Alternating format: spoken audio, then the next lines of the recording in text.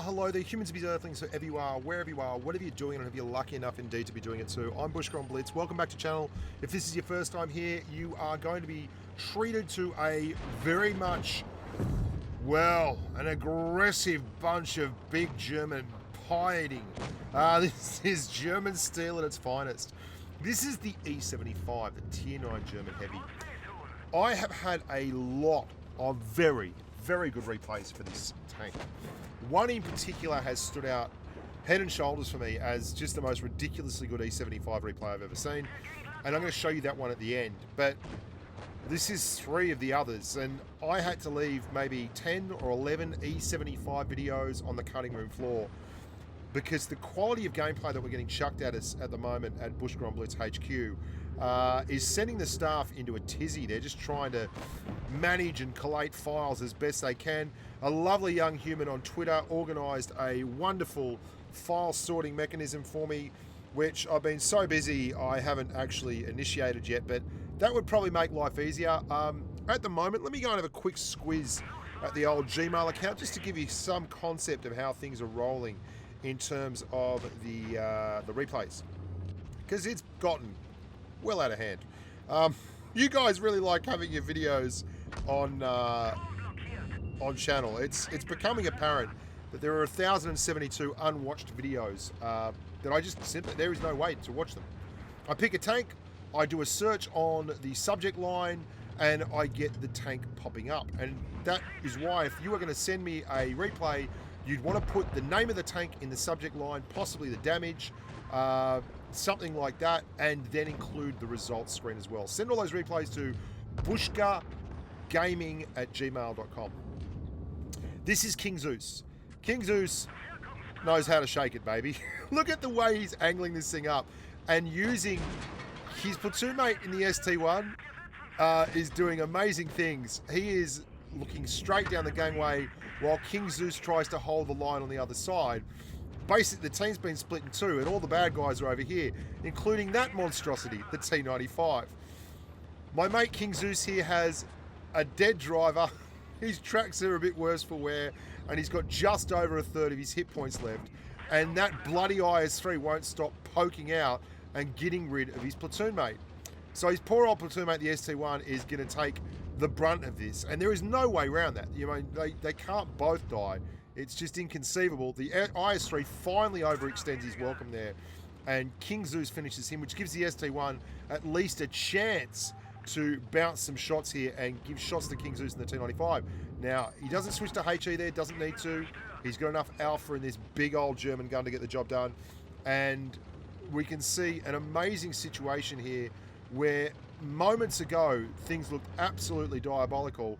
Now they're just slightly rough, which is saying something considering how bad things were when it was 2-on-3 over here and they were getting pushed on by a T95.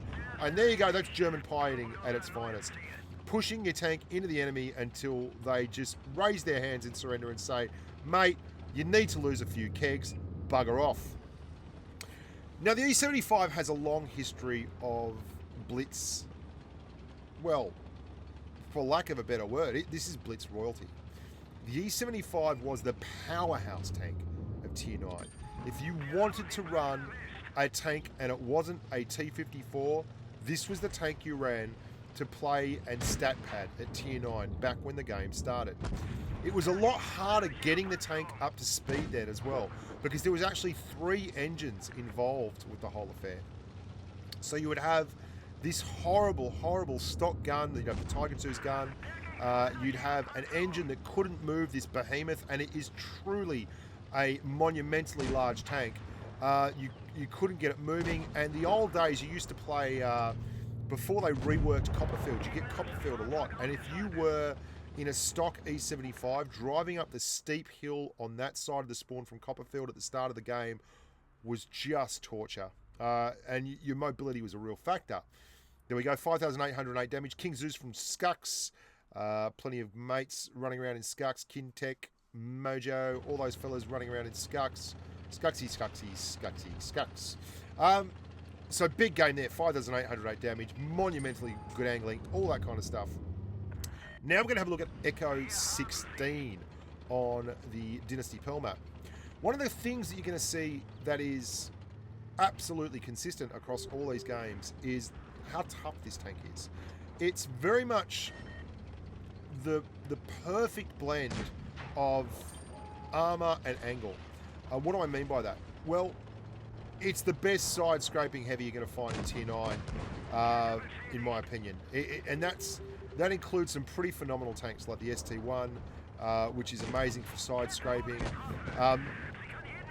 But the thing the E75 has going for it is it's not just good at side scraping and that's it. Unlike, say, a Tiger 2, which can side scrape a bit, the E75, even in an open field, just has large amounts of armor. And when it's faced with Tier 8 tanks, they can struggle to pen this thing. Let's figure this out with Armor Inspector. This is the E75 being shot by the Tier 9 Conqueror, the British Heavy, but it's using its APCR.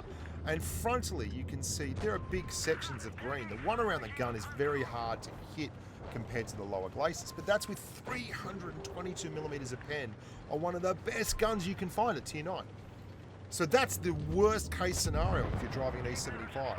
You are in the middle of the field, you flatten open, you angle up slightly, and you know, he's going to go through the lower glacis, if they can see it. If they can't see the lower glacis, and you're like 100 meters away, it's a tough pen still, as long as you're moving around and you're doing the business. If he's using AP, good luck with that. Just absolutely good luck with that. It's not going to happen easily. And if you look at the Tier 8 Carnarvon, which still has 225 millimeters of pen on its AP rounds and one of the best Tier 8 guns money can buy, you are a tomato, baby. Tomato! I'm telling you now, you don't want to run into the E75 in a Tier 8 heavy. It's a train wreck for everyone involved. And for that reason, you end up with games like this, where the E75 has no hit points left, but they just can't seem to quite get rid of the bugger. And it's this durability, this toughness, this absolutely sensational and widely acknowledged ability to carry the game that has made the E75 such a popular tank for so long in Blitz. And it has been good regardless of what they've done to it. It's been OP at times, and even now, I mean, that's a good tank, but he's firing AP and he's expecting to get through. And the E75 just quite simply does not mind eating up all your hopes and dreams when you fire AP at it and you can't see its lower glacis, as Echo did there, did a really good job with it, hiding that lower glacis. Did an excellent job, in fact. And that's another 5,000 damage game, 4 kills, 1,400 base XP, 15 hits received, proper heavy tanking. And it's always been a proper heavy tank. It's always had that mystique about it, that this is, and back when, you got to remember, in the day, there was no camo on these tanks. They were just grey, and it looked menacing. And although it is not a perfect tank, it performs its task so well. It performs what it was made for. It's one of these things, like that IS-5, just get wrecked. Like, you might be able to get a heat round into the bottom of the lower glacis if you can aim long enough to do it, but the gun on the E75 is not a bad gun. And you can see all these guys just standing in front of the gun because they're aiming for those tiny weak points, and this guy is just like, come at me, bro. Come at me, bro. How do you like them apples? Just every once in a while someone will pen you, but he is soaking up so much damage that his team is not having to deal with. And he's the best possible tank to actually take this damage. So Rasputin is like, happy days, Tier 8 TD, got to back off, got to respect that gun. But the rest of you, like this T54 lightweight, I mean, he makes a bad decision there. The T54 lightweight decides he's going to kill the T44. He'd be better off putting all that damage into the E75, because that is the tank that the rest of the team needs him to clear. And that's not happening. That T54 light is just going to run into Rasputin, which is a bad day at the office for anyone. These tanks, you do not run into the E75. It's enormous, and it's got heaps of armor, and the way the Blitz ramming model works, that all counts. So the heavy tank with lots of armor will absolutely obliterate anyone stupid enough to drive into it. And here we go, that's a T-34. Now the T-34 is one of these rare birds at Tier 8. It actually has 295 millimeters of pen on its APCR rounds, but he's not using those APCR rounds there. He fired a full 400 Alpha AP round, which means the E75 only has to deal with mid-200s for pen, and at a decent angle, he can get 220 millimeters of armor onto his lower glacis. So that means that if there's any kind of weird angles or awkward rotations during the shot, even the lower glacis can bounce that. So just go to APCR on these big dogs, boys and girls, because you're going to end up being disappointed 9 times out of 10 when you try to dog an E75 frontally. It's just a bad idea. And you can see 2-on-2 here now. Another bounce. Just as he's turning, Rasputin's doing a really good job of turning as the shot comes in. And that's part technique and part just experience, where when you're not aiming up and, you know, and doing all the right stuff, then you make sure that your lower glacis is at least a difficult pen. And if they want to get a hold of it, they're going to have to come over the top of the hill like this IS-5 does. And then Rasputin drives forward again in just a second. Look at the angles he's putting on this poor old IS-5. No chance. IS-5, ta-ta. Like, that's just a train wreck for him. And now Rasputin is now using that IS-5 to hide his lower glacis. This is just all about being big and buffy, really. This is the kind of tanking that you love. Ta-ta. And now the traverse. And he actually takes one to the side here from the IS-5. A heat round. Like, the IS-5 is just firing heat. Because this thing, as you've seen in the armor profiles, is a real wide load. It is an absolute handful, and finishes it off for the 5 kill. The Radley Walters, very nicely done. 5 kills. Steel wall, of course. High caliber. Top gun. 5,157 damage. Lots and lots of the XPs. Like big carries. And I love getting these videos because, dudes, these tanks are tanks that I played back in the day. I mean, this is what I cut my teeth on. Back when the game was so different to the way it is now. But regardless, I've never played as well as this young human here, July SOE 2539. This was sent in to me by Trebor, one of my patrons. The reason I love this game is, okay, all these games have a couple of things going for them. The ability of these guys to use the tank properly is just gorgeous. The angling here is brilliant, protecting that drive wheel, flat German side scraping like a boss, pulling out. The other E75 isn't protecting his lower glacis and is not getting his angles correct. And like, July is eating that alive. Eating it alive. It's like num num num num num num num, happy days, and then misses a HE shot because RNGesus is a willing god, but will screw everyone over equally. Like, all that, then the HE shot, got to wait for the next round. Excellent. So, 6-on-6, 1 kill to both sides, and there are 4 reds up there. What does our protagonist do? Well, there will be no backward steps today, humans. Our protagonist decides to have another E75 for breakfast. Gets an engine fire in the tinderbox. Now, that should be noted. Like so many of these German tanks, their transmission is at the front, which means when they get hit through that lower glacis, they often get set on fire. You might not realize this, but one of the few tanks that isn't like that, that is this beautiful German shape, the E50M, doesn't have the same transmission at the front that the E50 does. Just one of the things you pick up when you waste your life tanking. Look at how this is a rough gig, and this is absolutely brilliant. That poor old Super Pershing does this to Tier 8 and Tier 7 tanks all the time. Like, just presents a stupidly strong armor profile at the front and then deals with it. You can see how rough that Super Pershing armor profile is. Like, even with the 120mm gun, tier 10 gun from this E75, that Super Pershing is still slotting shots in. Just go for the lower glacis. You've got enough pen. Does so, and July moves on. Kill number 3.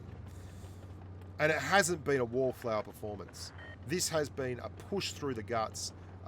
It's 1 on 4, then 1 on 3, but this is where things get hilarious. Because you might have heard me mention before that once an E75 starts feeding on tier 8 tanks, things get nasty, and not for the E75. And what's more is this is 3 tanks that really don't want to be dealing with this monster. One of them, the Tiger II, has at least got the gun to handle this kind of work, but this 54 lightweight and that T44, they have 100mm Russian guns with 280 alpha on their AP, and that means they've got around about 175mm a pen on their AP rounds. And boys and girls, that is just not enough when you are running up against this kind of absolute beast. There is no way around that. That is not enough to deal with. So what this 44 has to do is back off and use the Tiger II that is floating around here somewhere to actually put damage into July. July does a brilliant job here. Only has 1 cap, so decides to recap over here. Nails a shot into the Tiger II. Doesn't even get the cap interrupted. Bounces another one off the Tiger II and the T44 at the same time, and sets up for the next side scrape. If anyone wants to come at me on the left, they may do so in an orderly fashion, please. There we go. Another big turnaround. Now that was a HE round, that 420. You can tell that the Tiger II is like, I can't pen that. I can't pen that. What do you want me to do? Got a 105mm gun and a lot of hope, but that's not going to get through that E75 because he's got angled up 220mm of pen required just to get through his lower plate. And he's not showing it to me. So I may as well go whistle Dixie for all the good it's going to do me. And then as our compatriot here, July, came out sideways and there was actually an AP shot, the Tiger II had HE loaded up already. Now, that T44 is trying to be half smart and goes off to cap A, which is fine by July because July isn't a duffer and goes straight down and covers that with a cap on B. This is really solid, thoughtful tanking. All the angles that are facing down towards A here are the front and the back of the turret, which can be switched around pretty quickly. All the stuff that's facing up the back is the top of the turret, and you can see he drove straight down into that house. So the T44 didn't actually have a good angle at him regardless. Now that he doesn't know where the T44 is, there is a one-shot Tiger II back there, another bounce. I mean, this is solid play. E75 has gone from one cap to the next. This poor old Tiger II doesn't know what to do with himself. The T44 is coming up, and what could have been a game-winning move on someone that wasn't so switched on by capping A really didn't work out because all that's happened is this Tiger II has been flogged while July drives around here holding on the caps and now has killed the Tiger II, and suddenly the 44 is in the worst, most untenable, unrealised position. That 44 thinks everything's great, we've got 3 tanks. At one point there was 4 tanks. We're going to nail this C75. We've got the caps. How the hell did it come to this? Well, it came to this because July played this like an absolute boss, followed everything round, controlled the caps, bounced everyone, did a monumental, absolutely whopping 7,309 damage with a steel wall, a top gun, a high caliber, a Kolobanov, a good old pools medal with 6 kills, and just controlled the whole dais. First, second, third place. This bloke. Or this girl. I don't know who July is. 2044 experience. Really perfect matchmaking. Agreed. Okay? But there were 2 E75s over that other side that didn't drive nearly as well as the young human from 10 points. Well done, July. Thank you very much for letting me feature that on channel. Hope you guys have a great day. Remember to subscribe, stick around for the live feeds, and if you're going to be involved with Tank Fest, come and say g'day to me there. I'll be there all the time. Gonna have a great time in Tank Fest.